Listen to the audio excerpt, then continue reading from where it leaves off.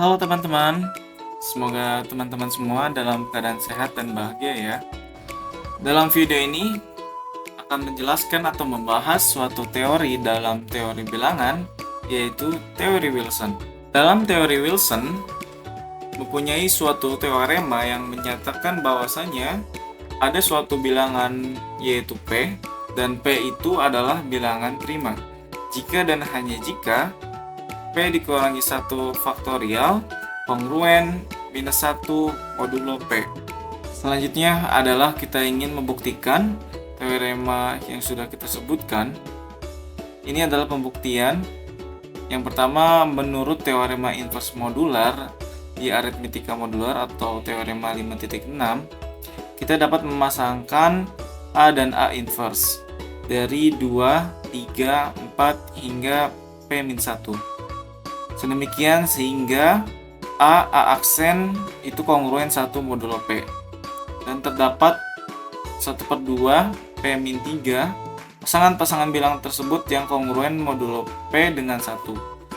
Jika ruas-ruas kiri dari setengah P-3 kongruenan modulo tersebut dikalikan, maka hasil kalinya akan kongruen modulo P dengan 1 pula, yaitu 2 dikali 3 dikali 4 dikali 5 hingga P-2 kongruen 1 modulo P. Maka 1 dikali 2 dikali 3 dikali 4 hingga P-2 dikali P-1 itu kongruen minus 1 modulo P. Maka P-1 faktorial kongruen min 1 modulo P. Selanjutnya kita akan memberikan suatu contoh. Misalkan kita ambil sebuah bilangan nilai P sama dengan 13, maka kita akan memasangkan A dan A aksen dari 2, 3, 4 hingga 11 sehingga terdapat 5 pasangan bilangan-bilangan itu yang hasil kalinya kongruen modulo 13 dengan 1, yaitu yang pertama 2 kali 7 itu kongruen 1 modulo 13, 3 kali 9 itu kongruen 1 modulo 13, 4 kali 10 itu kongruen 1 modulo 13, 5 kali 8 itu kongruen 1 modulo 13, 6 kali 1 itu kongruen 1 modulo 13. Hasil kali ruas-ruas dari 5 kekongruenan ini adalah 2 kali 7 dikali 3 kali 9 dikali 4 kali 10 dikali 5 dikali 8 dikali 6 kali 11 kongruen 1 modulo 13. Maka 1 kali 2 dikali 3 kali 4 kali 5 hingga kali 6 kali 7 hingga kali 12 itu kongruen 12 modulo 13. Maka 12 faktorial itu kongruen minus 1 modulo 13. Selanjutnya kita akan melakukan pembuktian converse dan teorema Wilson. Dan dikatakan bahwasanya converse-nya itu benar gitu. Karena tadi kita sudah membuktikan dari arah kiri ke kanan, maka kita selanjutnya ingin buktikan dari arah kanan ke kiri. Jika P-1 itu kongruen min 1 modulo P, maka dikatakan bahwa P itu adalah suatu bilangan prima. Hal ini dibuktikan sebagai berikut. Andaikan P ini bukan bilangan prima, maka P sama dengan A dikali B, dengan B bilangan-bilangan bulat positif dan A tidak boleh sama dengan 1 atau A tidak boleh sama dengan P. Sehingga A membagi P dan A kurang dari sama dengan P dikurangi 1 karena P-1 faktorial itu kongruen minus 1 modulo P. Maka P membagi P-1 faktorial ditambah 1, dan karena A membagi P, maka A membagi P dikurangi 1 faktorial dan ditambah 1. Karena A kurang dari sama dengan P dikurangi 1, maka A merupakan salah satu faktor dari P dikurangi 1 faktorial. Sehingga A membagi P dikurangi 1 faktorial. Mengingat A membagi P dikurangi 1 faktorial ditambah 1 dan A membagi P dikurangi 1 faktorial, maka A membagi 1. Diperoleh suatu kontradiksi atau berlawanan karena A tidak boleh sama dengan 1. Sehingga pengandaian tersebut tidak benar. Jadi adalah suatu bilangan prima jika teorema Wilson dan konversnya dituliskan secara bersama-sama. Kita memperoleh bahwa syarat perlu dan cukup agar P dikatakan suatu bilangan prima adalah P dikurangi 1 faktorial kongruen negatif 1 modulo P, atau dapat ditulis P suatu bilangan prima jika dan hanya jika P dikurangi 1 faktorial kongruen minus 1 modulo P. Selanjutnya diberikan sebuah soal kontekstual yang berkaitan dengan teorema Wilson, di mana soalnya adalah Sarah dan Anya adalah sepasang sahabat yang sangat menyukai matematika. Suatu saat Sarah dan Anya bertengkar karena dua jawaban yang berbeda, di mana menurut Anya bilangan 37 itu merupakan bilangan prima, sedangkan menurut Sarah itu bukan, dan Sarah membantahnya. Bisakah kalian buktikan siapa yang benar dan siapa yang salah dari kedua pernyataan tersebut? Selanjutnya adalah pembahasan dari soal kontekstual yang sudah diberikan. Jadi kita akan memecah beberapa part yang akan menyelesaikan masalah tersebut. Yang pertama, kita akan mengidentifikasi masalah dalam soal. Apa yang dapat kita ketahui, bahwasanya Anya mengklaim bahwa 37 bilangan prima, sedangkan untuk Sarah dia tidak setuju akan bahwasanya 37 itu bukan bilangan prima. Lalu apa yang ditanyakan? Apakah 37 itu adalah bilangan prima? Dan informasi yang kita perlukan, kita akan menggunakan teorema Wilson yang sudah kita pelajari sebelumnya, yang menyatakan bahwa suatu bilangan prima atau bilangan P adalah bilangan prima jika dan hanya jika P dikurangi 1 faktorial itu kongruen negatif 1 modulo P. Yang step selanjutnya adalah kita akan merencanakan penyelesaian. Rencana untuk memecahkan masalah ini dirangkum. Yang pertama, kita hitung nilai 36 faktorial, yaitu faktorial dari P-1 dengan P sama dengan 37. Selanjutnya kita hitung hasil sisa pembagian 36 faktorial terhadap 37, modulo 37. Jika hasilnya 36, maka 37 adalah bilangan prima sesuai teorema Wilson. Jika tidak, maka 37 adalah bukan bilangan prima. Step selanjutnya kita akan menyelesaikan masalah soal tersebut. Jika kita menghitung secara langsung gitu ya, maka sangat besar. Jadi kita gunakan pendekatan modular untuk menghitung 36 faktorial kongruen modulo 37. Kita dapat memanfaatkan sifat bilangan prima dan inverse dalam aritmatika modular. Dalam hal ini kita tahu bahwa setiap bilangan dari 1 hingga 36 memiliki inverse modulo 37, kecuali bilangan yang merupakan inverse dari dirinya sendiri.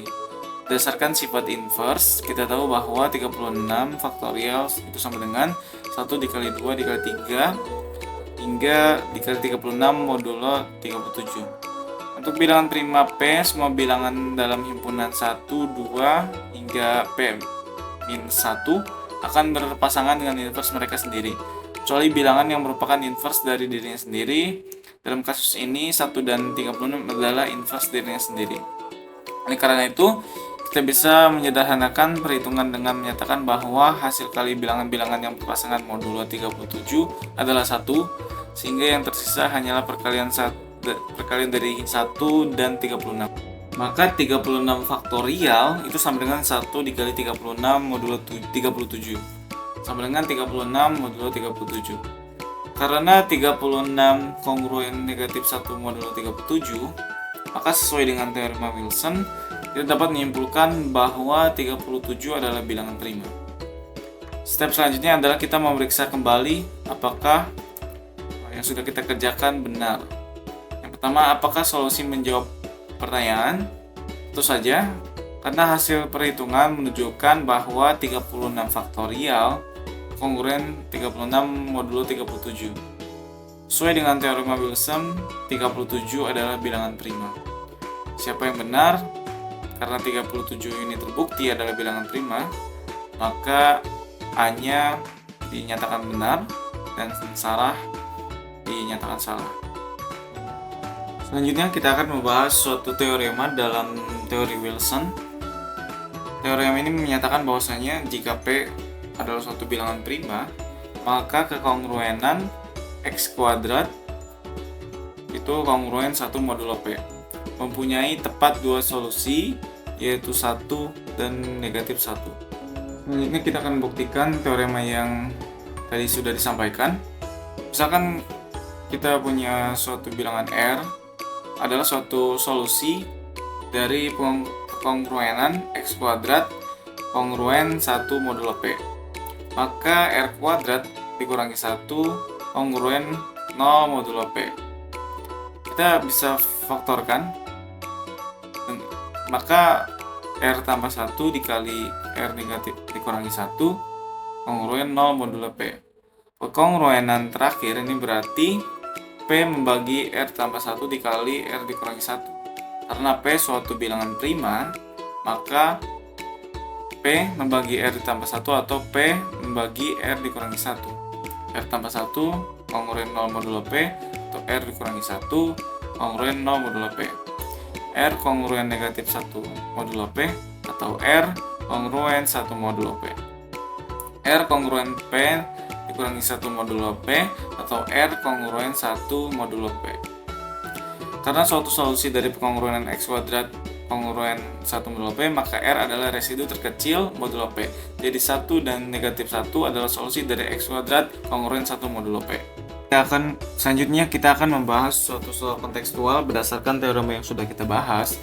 Di sini soalnya adalah di kelas matematika Ibu Rina mengajarkan tentang kongruensi bilangan dan ingin memberikan sebuah tantangan pada murid-muridnya.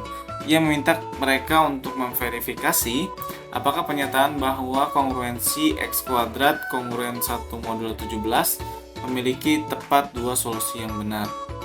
Selanjutnya adalah pembahasan soal kontekstual yang sudah diberikan. Yang pertama adalah mengidentifikasi masalah. Apa yang diketahui? Yang pertama, kongruensi yang perlu diperiksa adalah X kuadrat kongruen 1 modulo 17. Yang kedua, Ibu Rina ingin memverifikasi apakah pernyataan bahwa kongruensi ini memiliki tepat dua solusi benar. Lalu apa yang ditanyakan? Solusi dari kongruensi X kuadrat kongruen 1 modulo 7, apakah solusi tersebut tepat dua, yaitu 1 dan negatif 1. Dan informasi yang diperlukan adalah berdasarkan teorema yang menyatakan bahwa kongruensi X kuadrat kongruen 1 modulo P memiliki tepat jika P adalah bilangan prima. Yang kedua adalah kita ingin merencanakan penyelesaiannya. Yang pertama, menghitung solusi dari kongruensi X kuadrat kongruen 1 modulo 17. Dan yang kedua, memverifikasi solusi untuk memastikan bahwa benar ada tepat dua solusi. Selanjutnya adalah penyelesaian masalahnya. Yang pertama, menentukan solusi. Kongruensi dari X kuadrat kongruen 1 modulo 7 dapat ditulis sebagai X kuadrat dikurangi 1 kongruen 0 modulo 17. Faktorisasi menjadi X kurangi 1 dikali X tambah 1 kongruen 0 modulo 17. Ini berarti X kongruen 1 modulo 17 atau X kongruen negatif 1 modulo 17. Sekarang kita verifikasi solusi. Solusi 1, jika X kongruen 1 modulo 17, maka 1 kuadrat kongruen 1 modulo 17. Ini memenuhi kongruensi. Solusi yang kedua, jika X kongruen negatif 1 modulo 17, maka negatif 1 kuadrat kongruen 1 modulo 17. Ini juga memenuhi kongruensi. Ada solusi lain, karena X kongruen plus minus 1 modulo 17 adalah satu-satunya nilai yang memenuhi kongruensi ini. Selanjutnya kita akan memeriksa kembali apakah hasilnya benar. Tentu saja, hasil perhitungan menunjukkan bahwasanya kongruensi X kuadrat kongruen 1 modulo 17 memang hanya memiliki dua solusi, yaitu 1 dan negatif 1. Tidak ada solusi lain. Apakah langkah-langkah sesuai dengan teorema? Tentu saja ini sesuai dengan teorema yang menyatakan bahwa kongruensi X kuadrat kongruen 1 modulo P memiliki tepat dua solusi jika P adalah bilangan prima. Terima kasih yang sudah menonton video ini. Semoga materi yang disampaikan dapat dipahami. Sampai bertemu kembali.